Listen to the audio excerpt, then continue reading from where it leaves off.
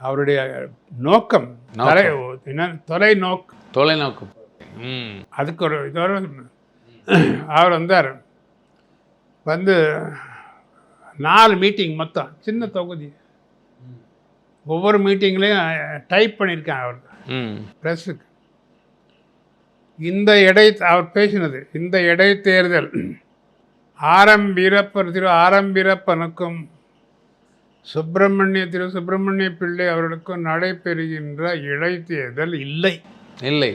இந்த இடைத்தேர்தல் எம்ஜி ராமச்சந்திரனுக்கும் கலைஞர் கருணாநிதிக்கும் நடைபெறுகின்ற அறப்போர். இதில் யார் வெல்ல வேண்டும் என்று நெல்லை நகரத்தினுடைய மக்கள் நீங்கள் முடிவு செய்யுங்கள். நெல்லை என்னை எப்பொழுதும் கைவிட்டதில்லை. வணக்கம்.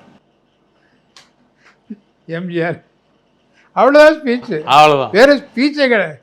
நெக்ஸ்ட் டே எல்லா பேப்பர்லையும் இது எம்ஜி ராமச்சந்திரனுக்கும் கலைஞர் கருணாநிதிக்கு நடைபெறுகிற அறப்போர். எங்கே பார்த்தாலும் இதே பேச்சு.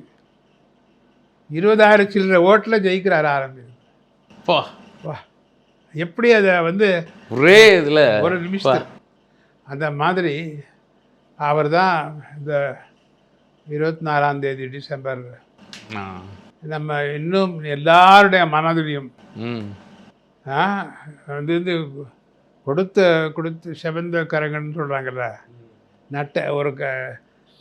ஒரு டாக்ஸியில் போயிட்டுருக்கு. எனக்கு ஒரு ஃபங்க்ஷனுக்கு அவங்க டாக்ஸி அனுப்பிச்சாங்க, ஒரு டிவி ப்ரோக்ராமுக்கு. சரி.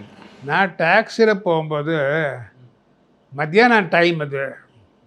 நான் சும்மா என்ன பண்ணி சாப்பிட்டாச்சா அப்படின்னு கேட்டேன். நான் சும்மா உட்காந்து, எனக்கு என்ன வேறு. ஐயா நீங்கள் எம்ஜிஆரோட இருந்தீங்களான்னு கேட்குறான். ஏன் அப்படி கேட்குறேன்னு. ஒரு டிரைவரை பார்த்து நீ சாப்பிட்டாச்சான்னு கேட்குற ஒரே ஒரு மனிதர் அவர் தான்.